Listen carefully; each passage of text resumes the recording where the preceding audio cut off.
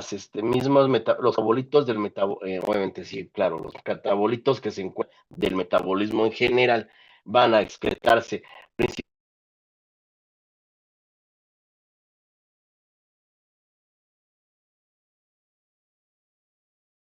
diferentes componentes, va a empezar a dañar de manera general al tejido renal, obviamente, y más adelante el tejido sistémico va a empezar a tener cortos bajo esta característica. Entonces, eso es bien importante para nosotros hablar de ello.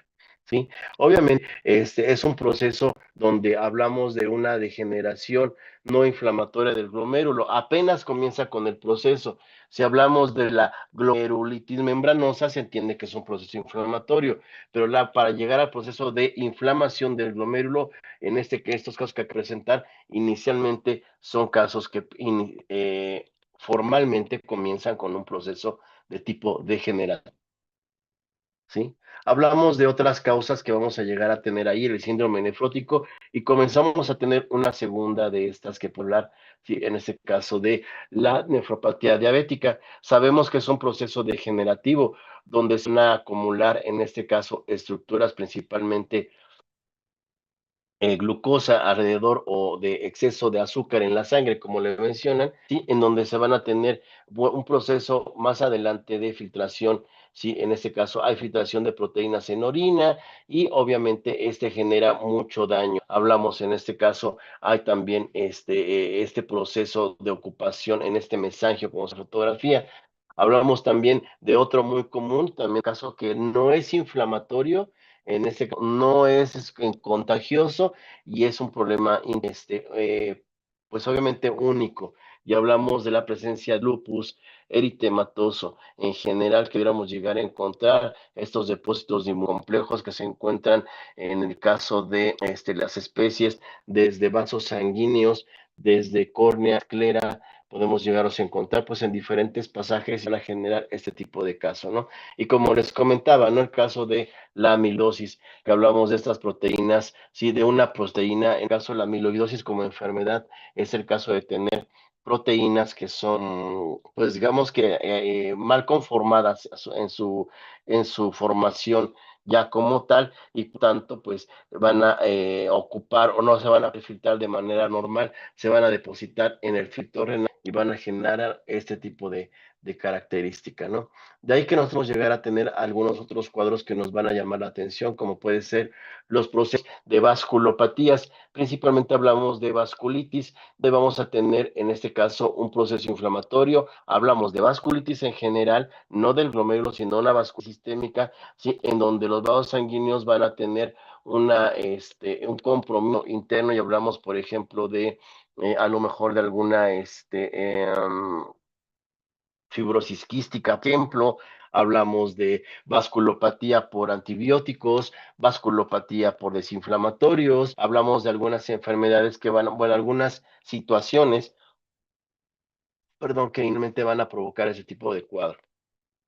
Posteriormente podemos llamar, en este caso, a lo que ocurre con el caso del cáncer. Hablamos que podemos llegar a encontrar este tipo de fenómenos donde vamos a obtener que las células cáncer de manera sistémica pueden impactar en el riñón, o sea, hablamos de una metástasis, ¿sí? O bien, caso de encontrarnos con algún tipo de padecimiento en donde el propio riñón tenga cáncer y esas características nos pueden dar o generar ese tipo de proceso desde degeneración y más adelante en proceso inflamatorio. Y en que hablamos, por ejemplo, del mieloma, hablamos principalmente de podemos llamar de un schwannoma, ¿sí? Una característica de las células de Schwann, en este caso unos podocitos. Podemos hablar del carcinoma renal, que también es muy importante y muy maligno, ¿sí? Entonces tenemos ahí algunas características de este cáncer que pueden tener o pueden causar ese tipo de patrones. Hablamos del síndrome nefrótico congénito, principalmente hablamos de una enfermedad que va a generar una proteína especializada muy parecida al autoinmune, pero específico solamente del riñón, que va a generar en estos pacientes una alteración del fenómeno filtración y evidentemente pues todos los cuadros que encontramos con aumento principalmente de componentes de orina, edematización, ¿sí? Y obviamente pérdida de proteínas a partir de este. Y evidentemente, ¿no? Una de las importantes que no es muy común de nosotros hablar de la empatía en pacientes con insuficiencias renales y evidentemente hablamos de la penicilina. En ocasiones nosotros damos productos farmacológicos a los animales sin considerar o hacer pruebas primarias de función. Esto es, dosificamos al animal con un producto comercial, producto químico a dosis terapéutica y nosotros nos encontramos que como consecuencia estos pacientes recaen en un cuadro de lesión renal. ¿Cuál es la característica?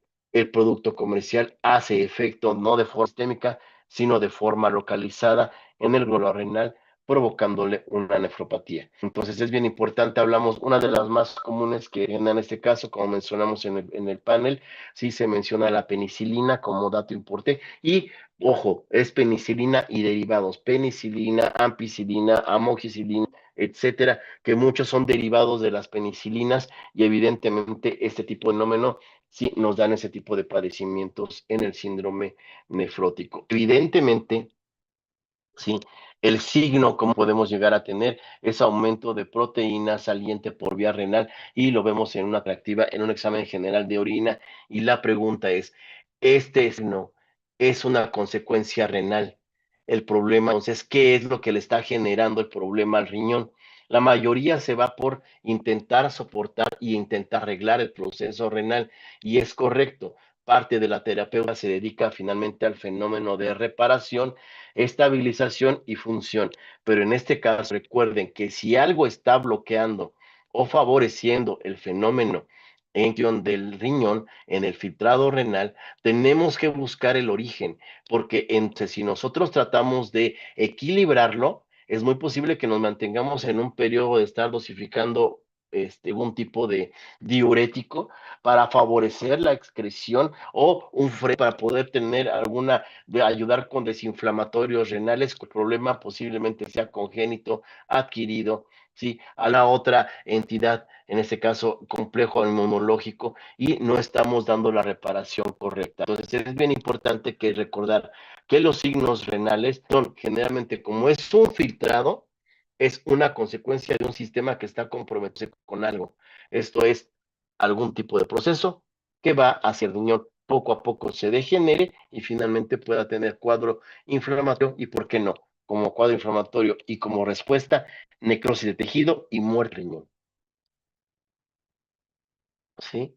¿Alguna pregunta hasta aquí más o menos que tengan sobre eso, que hayan leído que les haya llamado la atención?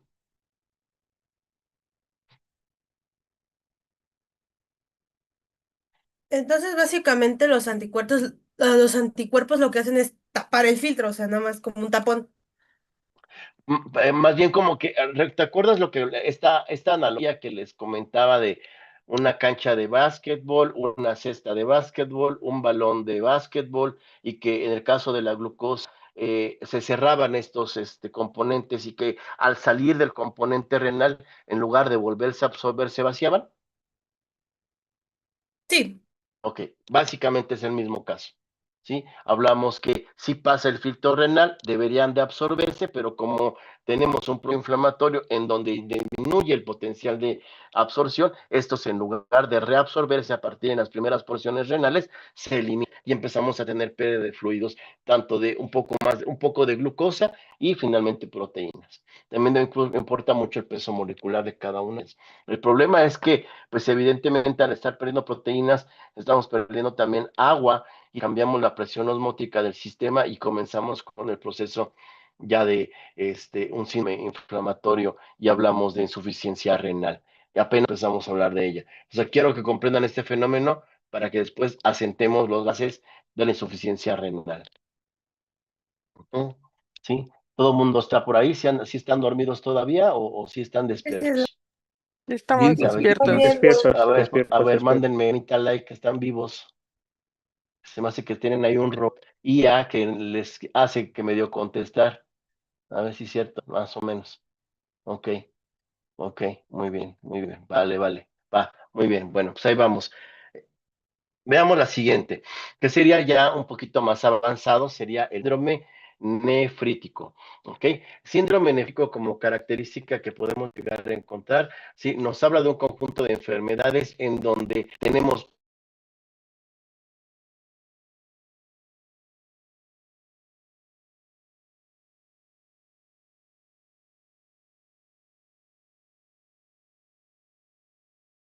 dañado, está generando un proceso inflamatorio exacerbado. Recordemos que cuál es el punto. La inflamación sirve para poder reparar, pero para poder reparar requiere muchas cosas y una de ellas muy comúnmente es eliminar a la gente. Si es que hay un agente en el lugar, inflamarlo para eliminarlo. Y si inflama para eliminarlo, lo más seguro es que va a tener al sistema inmune involucrado en el interior del tejido. Ese sistema inmune se va a encargar que si encuentra una fracción, por ejemplo, de una partícula bacteriana, viral, parasitaria o antibiótica, o que genere respuesta inmune y la encuentra pegada al glomérulo renal, ¿sí? Es evidente que el sistema, ¿sí? Vamos a tener como consecuencia un problema en donde el sistema inmune va a empezar a atacar a el floro renal. ¿Ok? Y al tapar el filtro renal, ¿cómo le hace el sistema inmune para cuando localiza gente así, en resumen, quién va a llegar a investigar ese fenómeno? Hablando del sistema inmune. Ya tenemos a los anticuerpos que ya localizan a la gente, ya están en el glomérulo renal, y luego, ¿qué va a hacer el sistema inmune? ¿Va a mandar a los macrófagos?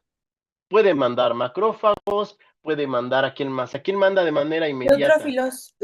A neutrófilos, si es que fuera por codificación del sistema complejo mayor histocompatibilidad y que la recepción de ellos pueda ser por un FC o sea asociada, en este caso, a neutrófilos, pero van a llegar y van a decir, bueno, ¿qué hay aquí? Hay un problema, degranulamos para poder presentar el antígeno que se resuelve el fenómeno inflamatorio, ¿sí? Va a haber una ocupación. ¿Qué le hace en este caso en la inflamación? A los glomérulos va a empezar a tener células inflamatorias que se van a encargar de intentar, ¿sí? Solucionar el conflicto. Y si encuentran al conflicto, ¿qué va a hacer con el sistema glomerular? Porque las proteínas, los radicales, los isótopos, la proteína efectiva, no sé, el componente antigénico que está pegado con el glomérulo renal, va a llegar una maquinita a decir, ah, tú eres antígeno, te lo va a quitar y se lo va a llevar, No, lo va a degradar, ¿no? Lo va a atacar lo va a también. Va a degradar de empezar manera a vomitar el neutrófilo. O sea, Ándele, exacto. Vomita el neutrófilo. Sí, va a empezar a tener acción de que el neutrófilo como tal va a empezar a degradar el tejido. Va a empezar a tener que los componentes, en este caso de proteas y en este caso de activación de caspasas en el interior del tejido renal, va a tener disfunción y vamos a empezar a tener un órgano que ya no tiene tejido. En el caso anterior, teníamos un tejido, estaba empezando a enfermarse, aumentaba la función orgánica, aumentaba la secreción, salía de componentes proteínicos, etcétera. En la actualidad, con este síndrome de inflamación, donde hay ya repercusión en el tejido como tal, pues evidentemente el deterioro en la función del tejido orgánico renal se afecta. Y si nosotros, en lugar de destapar la coladera, ¿sí? En lugar de destapar la coladera, nosotros, si sellamos la coladera, que se empieza a tener este fenómeno en automático. Lo común y clásico que nosotros en lugar de empezar a tener vaciado de componentes orgánicos tóxicos en el interior del el sistema circulatorio, se empiezan a curar. ¿Sale? Entonces, en el síndrome nefrítico, ya como consecuencia, estamos teniendo todo este es un proceso evolutivo, recuerden, no es que yo diga nefrítico aquí, sí, síndrome nefrótico, síndrome nefrítico, no, es un proceso evolutivo, donde vamos a ver diferentes signos que se van a empalmar para poder llevar a la función común y clásico, poliuria, polidipsia, sí, hablamos de mucho consumo de agua porque está perdiendo mucha agua, porque el filtro renal está teniendo aumento en la permeabilidad. Sí, proteínas y aguas están saliendo, mientras que en el caso del síndrome nefrítico, ya proceso inflamatorio, es muy posible que exista daño en el riñón. Al tener daño, cicatriz, lesión renal como tal, no hay la salida de componentes de orina. La orina no se forma y tenemos en esto anuria, que sería el término de poliuria, ¿sí? Polidipsia y después tenemos orina y luego tenemos de tenerla. Estamos teniendo un animal que se deshidrata y luego un animal que puede evacuar tóxicos y evidentemente no puede evacuar orina y se empieza a intoxicar. Ahí estamos los dos componentes del proceso llamado insuficiencia renal aguda y una insuficiencia renal crónica. ¿Sí quedamos bien ahorita? ¿Cómo se van montando los términos a la par? Sí, doctor.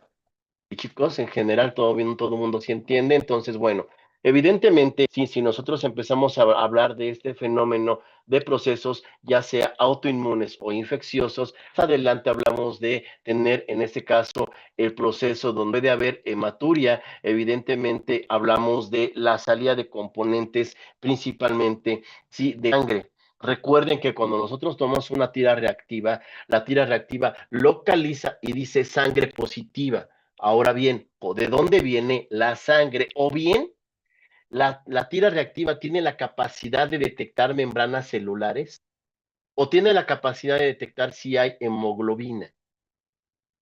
¿Qué es lo que hace la tira reactiva? ¿O qué creen que haga la tira reactiva? ¿Localiza membrana celular eritrocítica o localiza hemoglobina? La hemoglobina, ¿no? Por el Globina. pH. O sea, imagínense, o sea, será increíble tener una estructura que localice la membrana y diga, después de que revisé 2000 membranas en mi tira reactiva, la es una membrana celular de eritrocito. Bueno, a lo mejor aún parados en esta vida actual, no existe una tira reactiva que haga eso. Lo que hace es conocer la hemoglobina. Y la pregunta es, si es sangre roja, lo más seguro es que sea sangre, lo más seguro, o hemoglobina. Si viene, si hay sangre, ¿de dónde puede venir la sangre en la orina? Hablamos del componente eritrocítico, del disquito eritrocítico.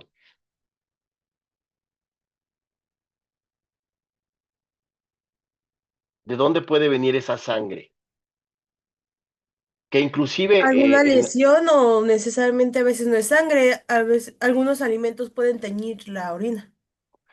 en el caso de que te pueden teñir un poco hacia colores amarilloides y puede que se pueda confundir con orina. Con sangre, perdón. Pero no hablamos del color que clásico, ¿no? Se han lavado ustedes en necropsias, ¿no? Y se acuerdan perfectamente de sus necropsias, que lavaron las manos con sus guantecitos, pues de la sangre, el color del agua, cuando se lavaban las manos, pues era un color rojo, ¿no? Por lo tanto, sí me doy cuenta cuando yo tengo un proceso de tener una orina naranja o una orina roja. En el caso, si estés tomando la pirimidina es un antibiótico que pasa el filtro renal sin tener que ocupar recursos del sistema y es un antibiótico y desinfectante, obviamente de vías urinarias, que casualmente sí coloca la orina en color rojo, o sea, sí parece que estamos orinando sangre, es más hacia naranja rojoide, pero sí se observa. Entonces, bueno, aquí lo que me quería referir es, egreso. La tira reactiva solamente va a determinar que existe color rojo. ¿Pero qué detecta? ¿La membrana o la hemoglobina? Si detectara membrana sería una innovación tecnológica muy alta y todavía no la tenemos. Que una tira de papel reactiva con una pequeña cuadrito, ¿no? de reactivo dijera, esta es membrana celular y además es de eritrocito. Muy difícil eso. Lo más seguro es que nosotros pensemos en que está reconociendo hemoglobina. Ahora, lo más seguro que entonces no sabemos al menos cuál es la forma de definir si es pipí, esa orina, ese pichicito es sangre. ¿Cómo me doy cuenta si es sangre? Una tira activa no lo puedo hacer. ¿Dónde la busco? En un urianálisis. En el urinanálisis, ¿se acuerdan que en el urinanálisis se hacen contar muchas cosas y uno de ellos es la observación microscópica de la orina? Centrifugo, veo cristales y además veo si existe la presencia de eritrocitos. Si existe la presencia de eritrocitos, ¿de dónde llegaron esos eritrocitos? ¿De riñón? ¿O de dónde pueden venir? Pueden ir de vejiga y de uretra. Puede venir de vejiga, de uretra, de ureter, de pelvis renal. ¿Y si te dio un guamazo en el riñón, doctor? Ah, bueno, también. ¿Sí me explico? O sea, la sangre puede venir desde origen renal o cualquier parte del tracto. Es más, cuando ustedes se van a hacer un análisis clínico, ¿sí? Principalmente las mujeres, algo viene por ahí que mencionan en el análisis, en los requerimientos del análisis clínico de laboratorio, dice, si usted está en tal periodo, no se puede considerar un examen general de orina, principalmente en el ciclo ovulario. Hablamos en este caso de la menstruación, caso humano, ¿no? Sí, obviamente en el caso del proestro, en el caso de nuestros, sí, sabemos que si nosotros llegamos a orinar, muchas veces podemos en esta orina evacuar o arrastrar, ¿sí? En este caso, hematíes, y esa característica puede hacer que el diagnóstico del general de orina se da entorpecer bajo este tipo de dato. Entonces, sangre de todo el tracto.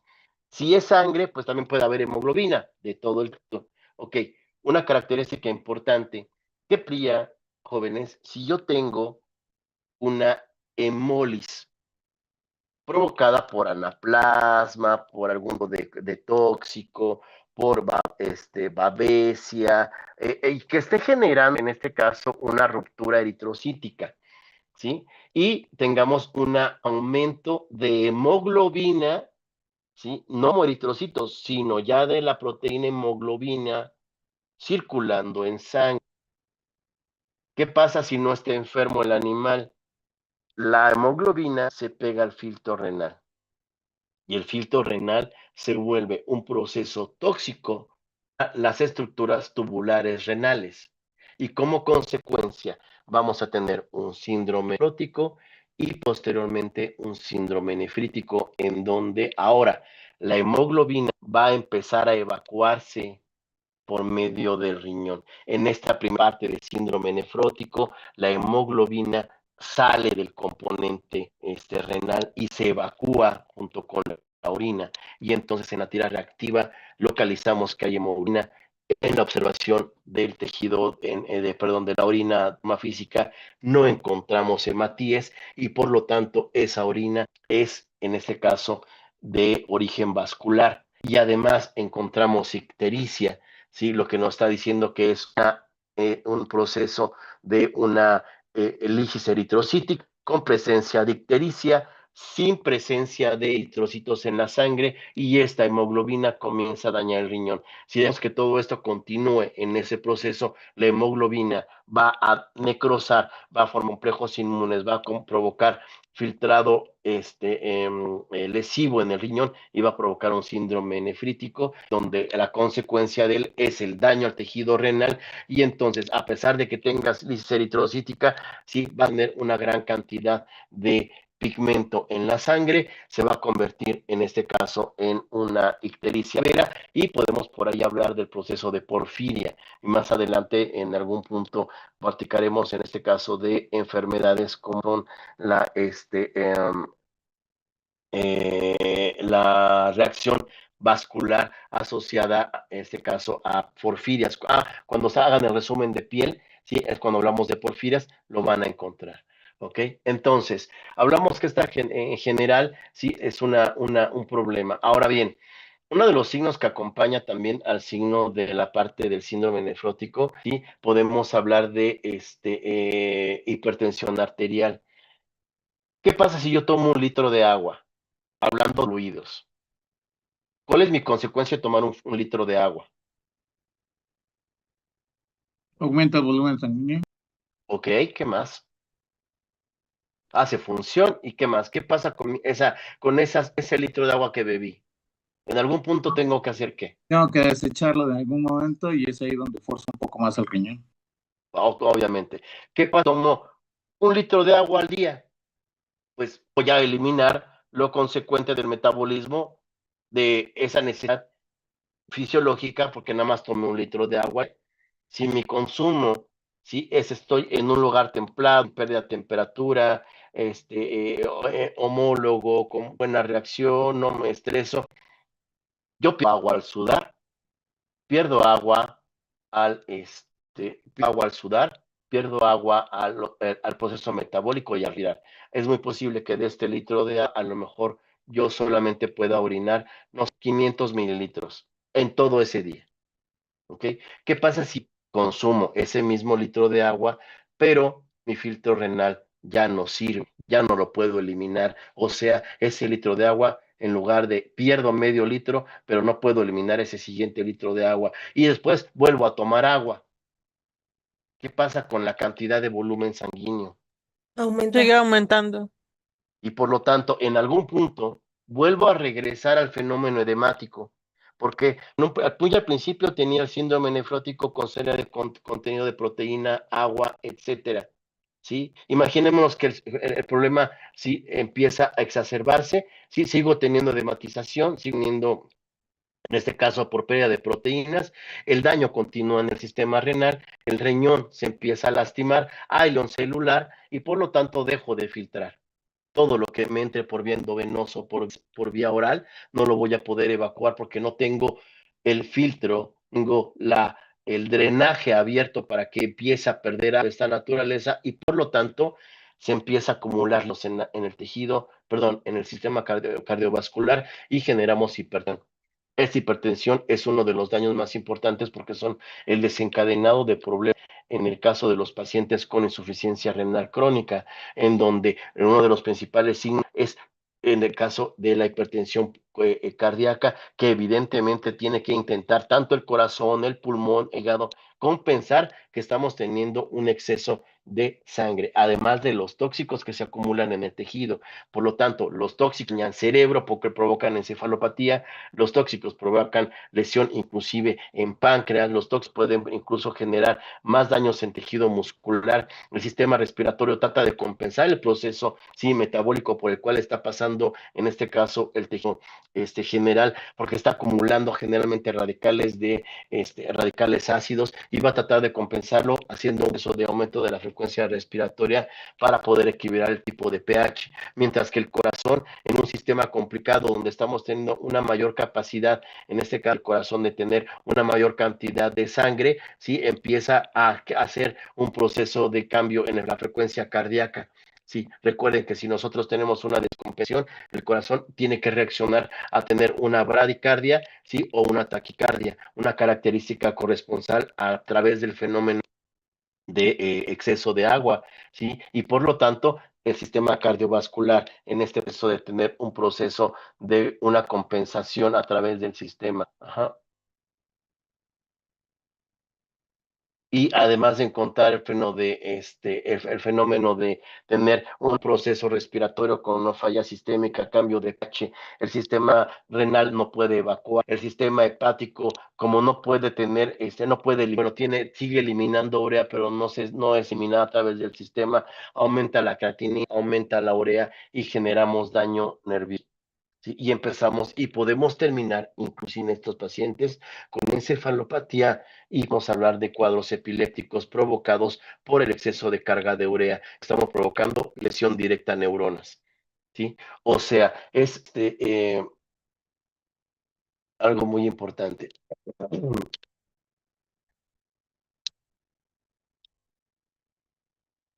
Es muy variable, me pregunta Fernando que qué tan variable puede, o sea, qué tan común o qué tan rápido podemos llegar a caer de síndrome nefrótico a un síndrome nefrítico. Ok, sí es muy variable y no podemos dar un dato específico.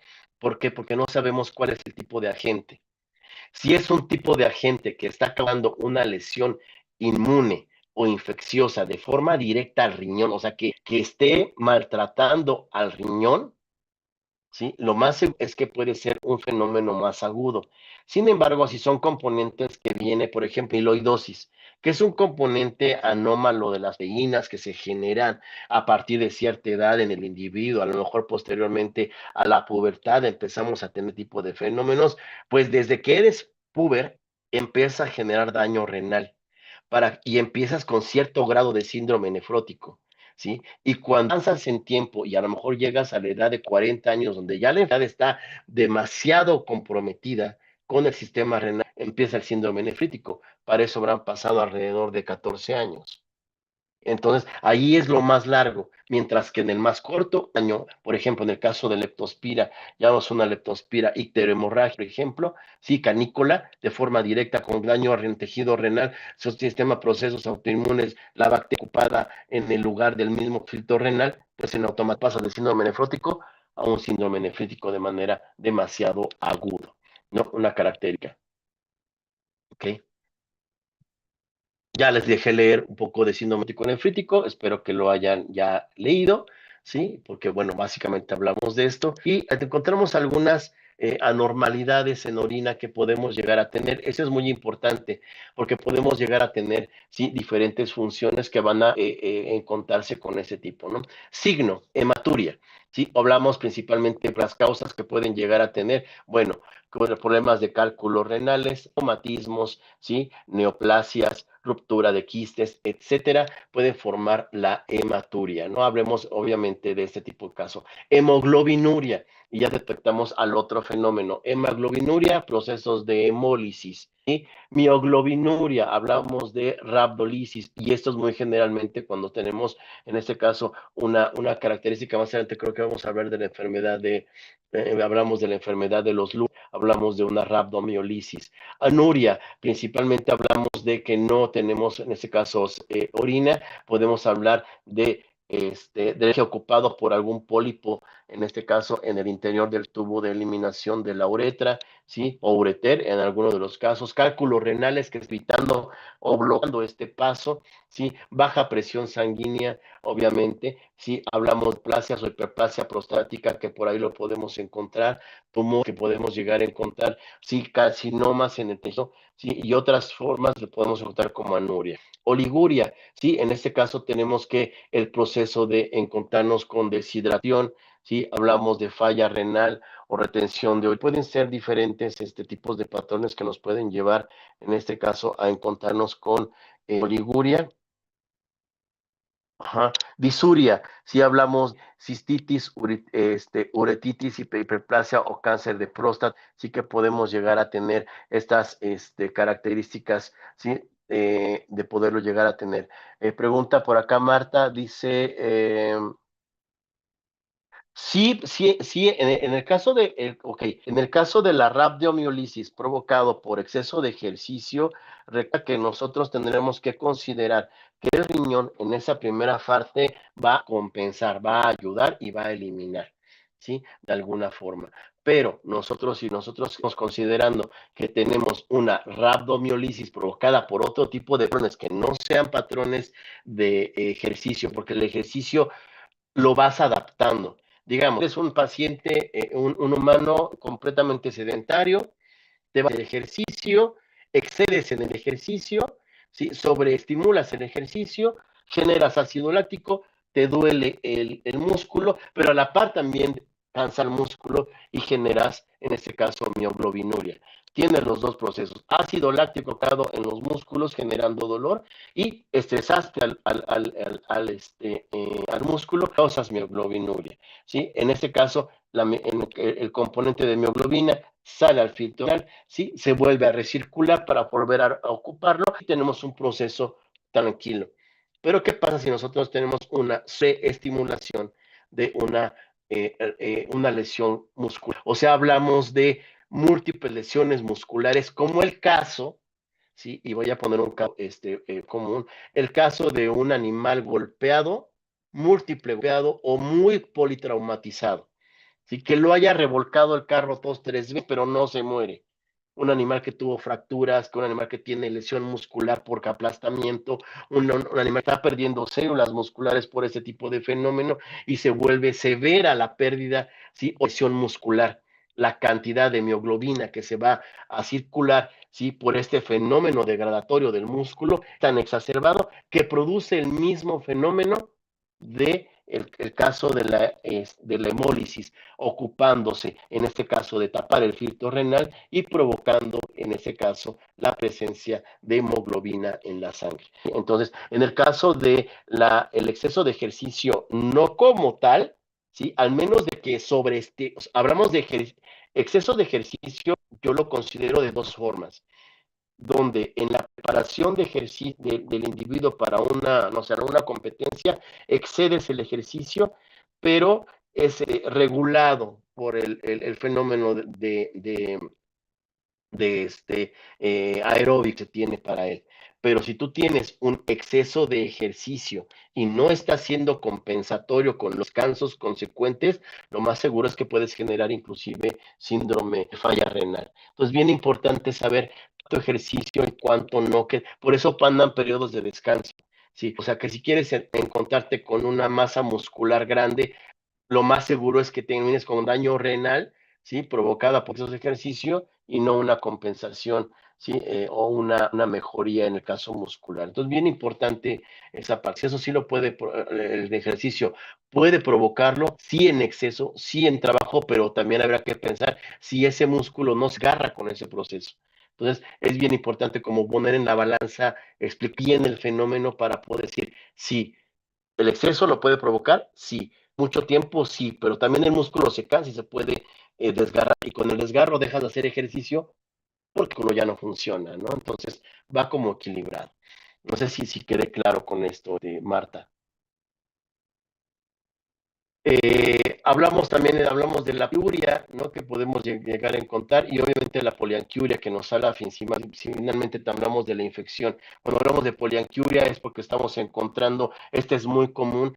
Recordemos que en los bipedestados, una forma importante de poder tener infecciones en vías urinarias bajas, hablamos de los bipedestados, principalmente por la formación anatómica que se tiene. Es el caso de la mujer. La mujer tiende a tener un proceso de polianquiuria, o sea, es muy común llegar a encontrar aquellas presencias de orina con trazas de bacterias, que eso es muy importante. Por eso en el examen general de orina también viene frecuencia, ¿sí? de proteínas, vienen células, vienen bacterias en el interior y que son importantes para poder, ¿sí? nosotros checarlo, ¿vale?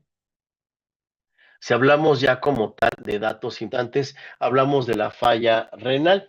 En este caso ya habla de la falla renal, pues evidentemente tenemos que consistir que viene un proceso de falla renal o insuficiencia renal, ¿no? Como viene acá, falla renal o insuficiencia renal. Y en este caso hablamos de que puede ser un daño renal, hablando de un proceso en donde no tengamos un flujo competente, si por choque hipovolémico, por ejemplo, o obstrucción vascular, donde al riñón no le esté llegando, ¿sí? En este caso, la suficiente cantidad de sangre. Y una característica de este dato es evidente, ¿no? Nosotros tenemos un órgano que está quedándose sin, en este caso, componentes lo suficientemente efectivos para hacerlo funcionar. Recuerden que si hablamos de los principales y recordemos a ese corazón latiendo, decía que era coronarias, subía asma nervioso, aportaba a hígado y a riñón energía, ¿sí? Y finalmente el pulmón en función para poder hacer este circuito.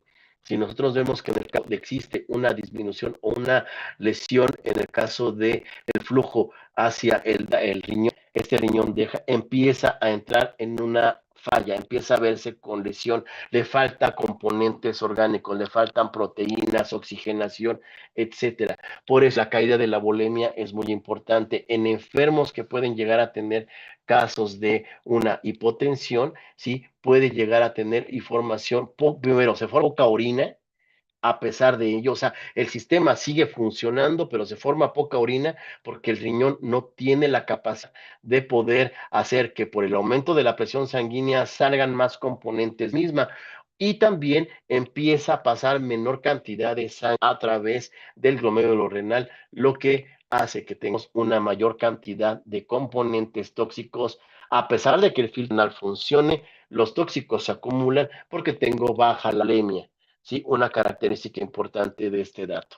Si hablamos de daño renal, físicamente como tal, hablamos en este caso del daño al mérulo renal, daño a los túbulos, daño al intersticio, daño a la irrigación, fenómenos como son los infartos, fenómenos como son los tóxicos, fenómenos como son los antíbicos desinflamatorios que dañan en alguna parte el glomérulo general, pues generan daño. Y por último, tenemos el postrenal, que hablamos de la opción en este caso, de la salida de los componentes de orina, pero ya en su desemboque, esto es, en el drenaje. Y hablamos desde meato urinario externo, uretra, y luego vejiga, y luego ureter, y luego pelvis renal. O sea que esto viene desde pez hacia adelante, ¿no? Hablamos desde el propio riñón en la pelvis renal y así su componente tubular hasta la salida de la orina, ¿sí? Inclusive sabemos que en el caso de tener una malformación de pene, fractura de hueso peneal en el caso de los perros,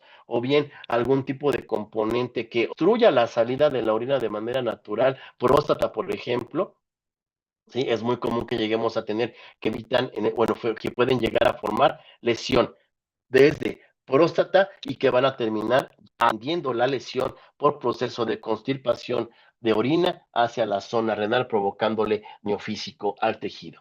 ¿Ok?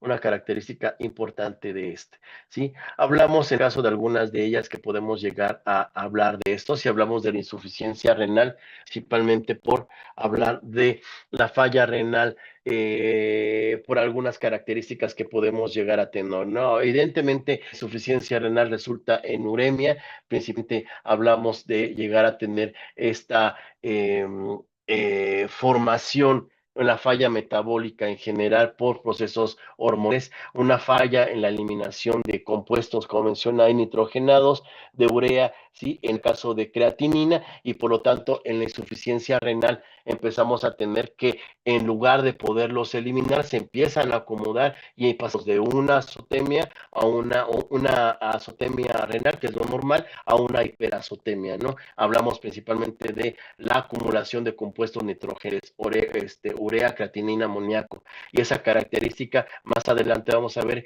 que un proceso de uremia ya sabemos que genera lesiones vasculares comunes, lo hemos visto desde el principio, y que además termina con cuadro encefálico, ¿sí? Y obviamente por lesión vascular y obviamente problemas de oxigenación hacia el propio sistema nervioso. Hablamos que podemos llegar a tener la reducción del pH, obviamente hablamos de una alteración en la concentración de iones, primeramente potasio, calcio y fósforo, y obviamente hipertensión, lo que ya platicamos hace un momento, y obviamente la muerte puede ocurrir por cardiotoxicidad, ¿sí? Calemia o hiperpotasemia, como lo quieran manejar, y obviamente podemos tenerlo como un cuadro de edema pulmonar y acidosis metabólica sistémico. Evidentemente, una característica que no permite evacuar, en ese caso, el potasio, ¿sí? En el caso de ello, podemos llegar a tener nosotros el proceso de llegar a tener un aumento de este componente circulatorio y que genera en el corazón, le va a provocar una fibrilación cardíaca y muerte por este tipo de cuadro. Por ahí vemos algunas características como resultado del cuadro de anemia, ¿no? Evidentemente, este cuadro ahumado de urea y creatinina en sangre, sí, tenemos manifestaciones que son obligadas a llegarlo a tener enfermedad renal. Y obviamente tenemos que ver signos en general de afecciones y tener un buen examen vascular. Siempre queda importante que nos hagan, si quieren revisar cualquier tipo de fenómeno, creo que siempre va a la par y sustentado en respaldo un síndrome en general. Busquen una bioquímica, busquen un vascular, un hemograma y, o en este caso, un general de orina para tratar de enlazar patrones que les lleven a una conducta importante. Sí, claro, puede haber, menciona por acá, Ismael, dice, puede haber una falla renal o baja creatina por una convulsión o una convulsión. Sí, en el caso de, ok, primero, puede haber convulsiones completamente independientes, sí, porque de la falla renal, que el origen sea una mala función a nivel neuronal, a nivel de axones, de indroejes y de uniones en general del sistema nervioso, y puede haber convulsión. Hipoxia, puede haber convulsión. Hipertensión, puede haber convulsión. Tóxicos, puede haber convulsión. O sea, las causas de convulsión son muy independientes de la falla renal. Que puede haber falla renal, convulsión, esa sí es una causa, ¿ok? Y en este caso, en el caso de que nosotros tenemos en examen en examen circulatorio.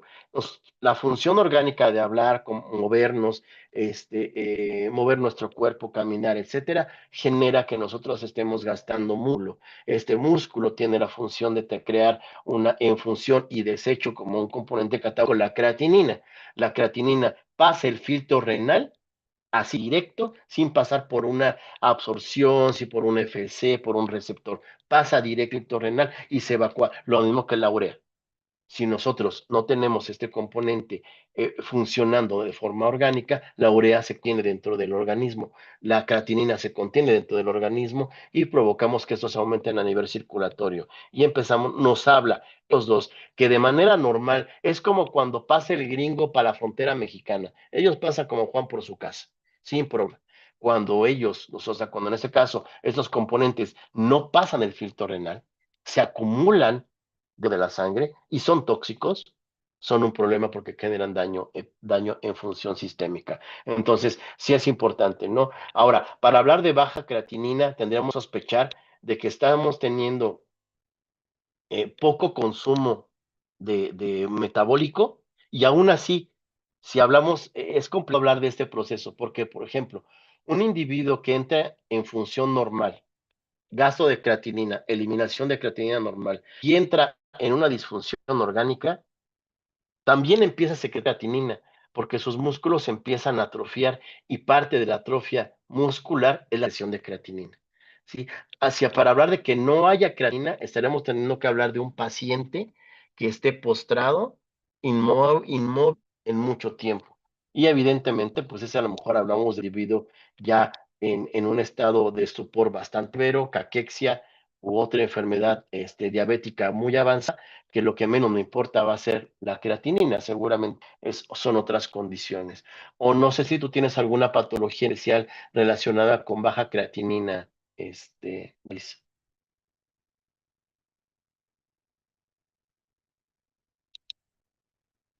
Ah, alta creatinina, ok. Sí, en el caso sí, la creatinina sí es por aumento el caso de la alta creatinina, sí es por aumento del consumo de componentes, tanto el ejercicio puede ser uno de ellos como consecuencia de o también tomar algunos productos que se ocupan para los fitness. Existen polvitos que toman para poder generar o hacer perdón, masa muscular. Los que hacen gimnasio, sí, saben de estos, ¿no? Ves que existen varios por ahí para poder ayudar a generarlo, y puede llegar a quedar con problemas renales. Entonces, bien importante. Lo normal es que sería que asistieran con un nutriólogo para que les diga, dependiendo del tipo de ejercicio y cómo calcular este ejercicio, tomar productos proteínicos, creatina que por ahí les mandan para formas de músculo y esta función para no generar algún tipo de daño o componente renal, ¿vale? Entonces por ahí vemos algunos datos, ¿ok?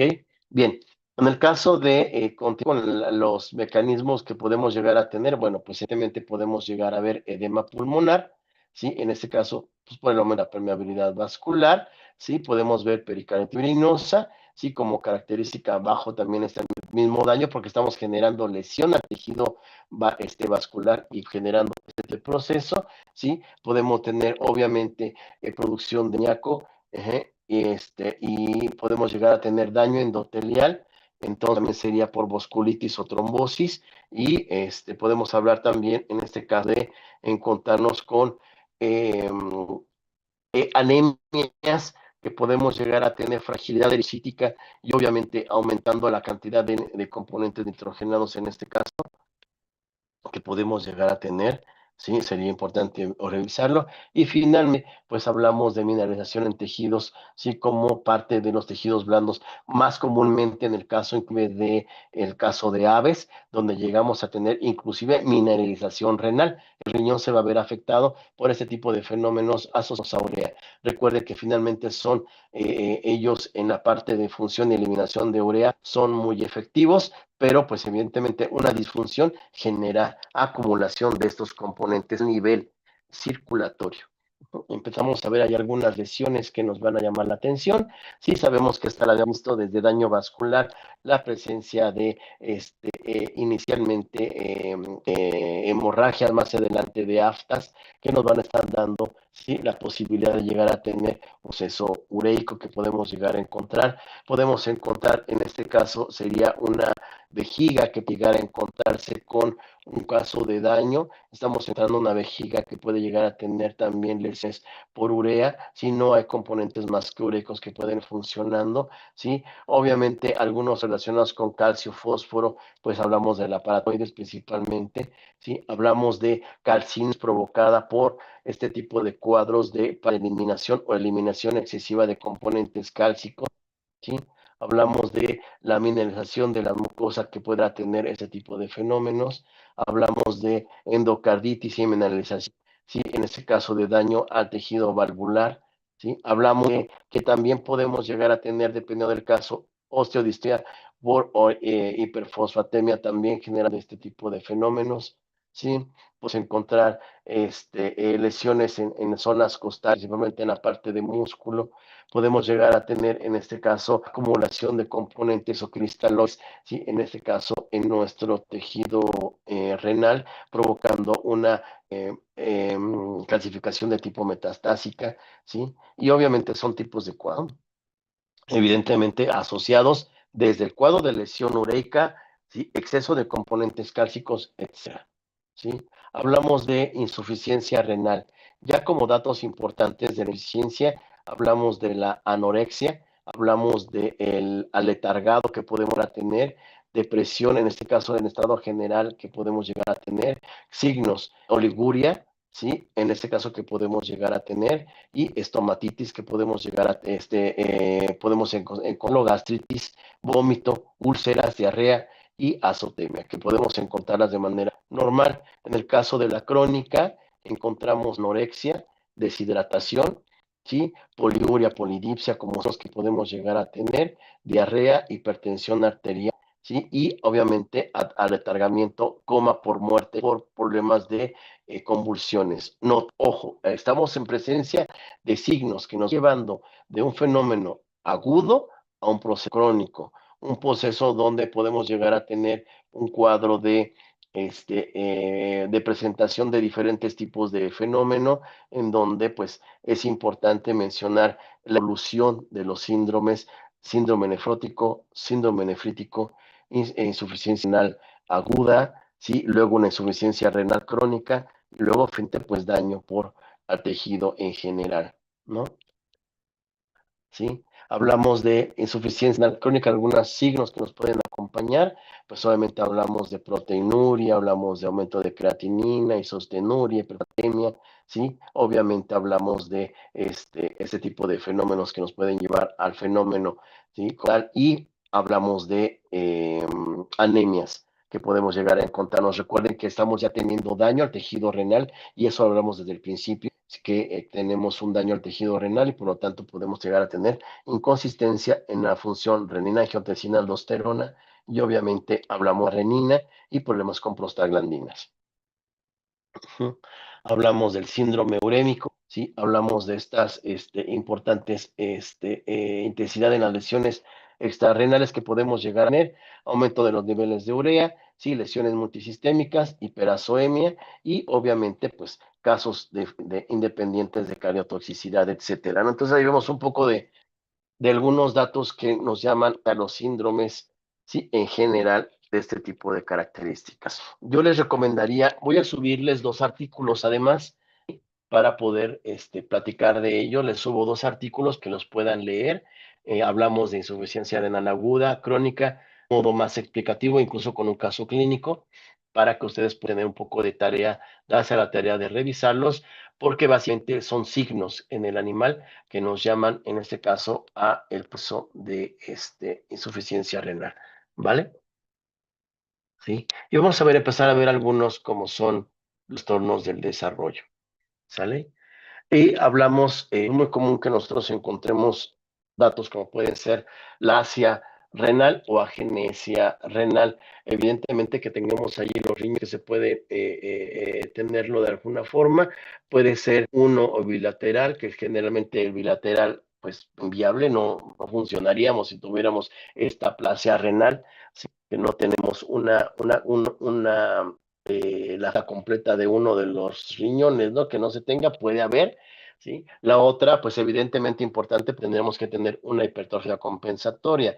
Al tener un riñón que no existe y el otro que sí existe, pues el que existe tendrá que tener hipertrofia compensatoria completamente, ¿sale? Entonces sí podemos sobrevivir, si existe, sabemos que en casos de nuestro actual sistema del humano, perdón, nosotros podemos llegar a tener una lesión, se pierden los riñones, se busca un donador, generalmente ves que el hermano mayor va a morir y si no se le consigue un riñón y por lo tanto, pues ustedes van a tener que decir, bueno, pues a lo mejor le podemos donar uno, ¿sí? Y podemos quedar en este caso, pues sin un riñón.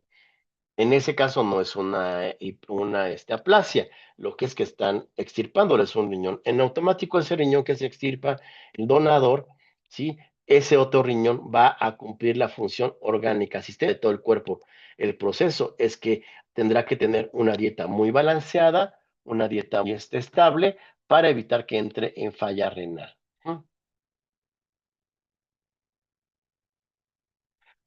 No sé, los demás qué piensan, muchachos, me pregunta Samuel si de repente se vuelve loco el internet o solo es él, que Creo de que repente solo como es que él. acelera, que se acelera como que le hace tarararararara muy rápido o se corta, pero sí soy yo o es el doctor, Creo que solo es él porque yo la escucho bien.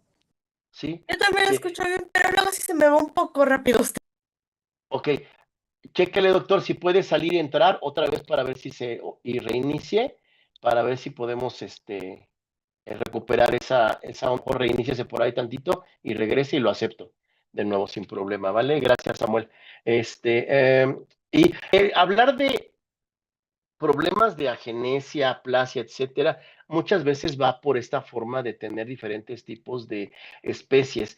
La verdad es que si hablamos de especies dominantes por raza, tendremos que hablar de muy pocos animales. Recuerden que la gran mayoría, ya a estas alturas, sí se sigue observando razas puras, pero tenemos la posibilidad de tener ya mucha mezcla. Sí, para poder considerar razas puras que vamos a tener, es más común que sí, en el paso de Shetland, Doberman, podemos llegar a encontrar ese tipo de fenómenos, pero sigue siendo un factor genético. ¿Sí? Entonces, en la actualidad, la mezcla es muy común, se relaciona muy comúnmente, en este caso, ¿sí? A la formación de consanguinidades, eso sí es muy común, donde y van a encontrarse con este tipo de cuadros donde les van a mencionar que tengo un perro y una perra y los crucé. Y tengo al perro y a la perra y ya me dieron perritos. Me voy a quedar con un perrito o con una perrita más, ¿sí? Evidentemente, pues, si se quedan con ese perro extra y sigue conviviendo con una hembra, y recuerden que pues son hormonales en ese sentido, la hembra entra en ciclo, que el hijo ya está adulto, y puede matar a la madre. Y empezamos a tener problemas de consanguinidad, ¿no? Es decir, o lo mismo pasaría con la perra, ¿no?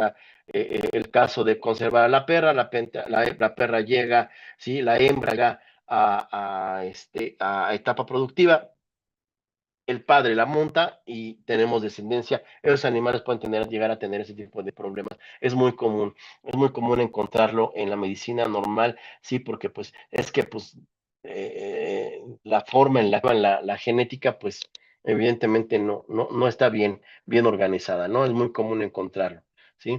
Por ahí de repente podemos encontrar ese tipo de fenómeno también en cerdos. No es que los cerdos haya consanguinidad por mon, pero a mí me llegó a pasar mucho, bueno, no mucho, sino en ocasiones, llegar a revisar, en este caso, la línea genética de una granja, y estaba muy extraño el comportamiento y el patrón de esta granja, y descubrimos que el problema principal de esta granja era que el médico anterior o el médico que ya se había ido porque lo habían ido o no sé qué había pasado, este médico había contratado X cantidad de semen y ese semen traía una notificación. O entra el nuevo encargado, el nuevo veterinario, resulta que ese veterinario manda a comprar semen y no se da cuenta que ese semen que escogió estaba ya se había utilizado para poder tener progenie.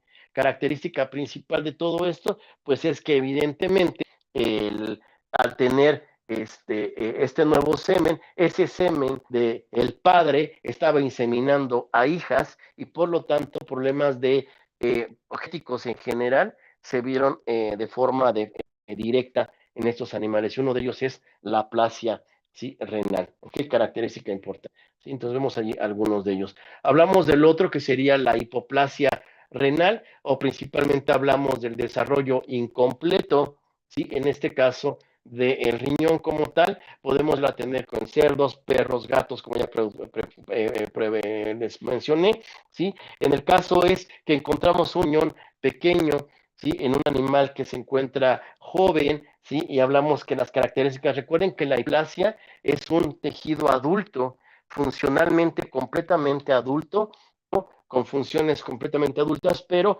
en un tejido más pequeño, ¿no? Es una característica. O sea, que le hacemos un corte histológico y lo vemos completamente normal, nada más menos masa y más pequeños, ¿no? Pues llegarlo a tener unilateral o más, ¿sí? Y obviamente sería encontrarlo como dato. Ahora, lo importante, podemos llegar a tener obviamente casos bilaterales con consecuencias mucho más sistémicas, ¿sí? Como sería la insuficiencia en este caso de estos animales, ¿sí? Hablamos de la displasia renal, hablamos generalmente es una mala diferenciación en este caso del desarrollo y podemos llegar a tener casos como infecciones, leucopenia, herpes virus, que en general pueden entrarse, diarrea viral bovina, ¿sí? Hablamos de deficiencias de vitamina A en la madre, que puede estar dándonos anomalías en general en los productos y obviamente, pues, consecuencia, pues es que es una mala forma, ¿sí? O sea, hablamos de un riñón anómalo en funciones orgánicas y evidentemente, pues, cursa con un cuadro de insuficiencia renal que puede ser crónica, ¿no? O datos que pueden darnos un cuadro ya mucho más normal. Ahí tenemos una displasia en donde estamos encontrando un riñón que se ve en apariencia normal, pero con funciones orgánicas pues anómalas, no está filtrando, no funcionando. Empezamos a tener un riñón con congestión, con hemorragia, con deformidad en el propio órgano. Y lo importante, la mayoría de las displasias sí se pueden observar prontamente en los animales, ya que pues a pronto edad empezamos a tener animales que empiezan a estar con procesos de enfermedad, como lo ven, puede observar en algunos casos de estos jovencitos, ¿no? Estando como tenemos el caso de encontrarnos con un riñón que está teniendo como una mala, en el caso de por ejemplo, se habla del A, sí tenemos un riñón que tiene espacios más amplios, de este lado tenemos ya una lesión, ya tenemos medio cuadro de atrofia, etcétera, o sea, ya tenemos una mala función del tejido renal. En el caso del riñón con herradura, ¿sí? Evidentemente eso, digamos que se empezó a formar la matriz renal y en lugar de formar dos botones y dar origen al botón de formación genético derecho e izquierdo del riñón, estamos teniendo uno que no se termina es un botón que no termina de separarse y por lo tanto empezamos a tener un riñón que pues forma una herradura que tiene una función doble, ¿sí? Y que tiene una unión doble, como lo puede mostrarse ahí en el caso de nuestra fotografía, ¿sí? Finalmente tiene sus dos ramas, tiene la rama, en este caso, de la entrada de la arteria renal del lado derecho, del lado izquierdo, ¿sí? También tiene la arteria renal del lado derecho, del lado izquierdo, y obviamente son normales porque finalmente también tienen sus ureteres, o sea, es un riñón normal, nada más que la forma orgánica mal, y nos habla también de, bueno, de un procedimiento genético, que si trae alguno de estos, lo más seguro es que pueda traer alguna otra característica. Ahí vemos un poquito más de herradura, si lo pueden apreciar en ese sentido, ¿sí? Ahí estamos viendo un poquito de los quistes que vamos a contar ahorita, se llaman quistes renales.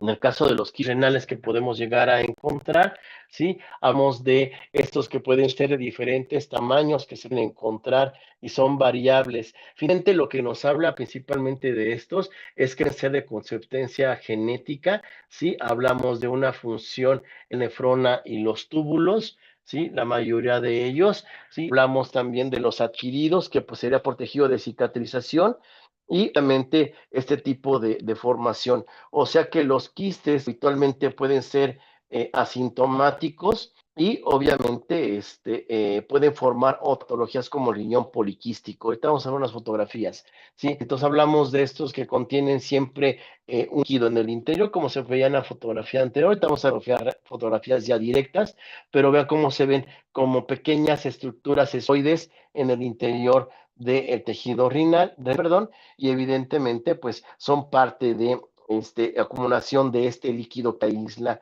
en esta forma, ¿no? Y estamos viendo que habitualmente es asímptico, muy frecuentemente en los porcinos, por ese dato que les acabo de mencionar de consanguinidad, es muy común que lo puedan llegar a tener y obviamente se encuentra en todas las especies y causa insuficiencia renal. Vean esta. Ahí estamos viendo la formación de un caso de bovino en la parte izquierda, donde se está encontrando un quiste solamente en uno de los lóbulos del riñón.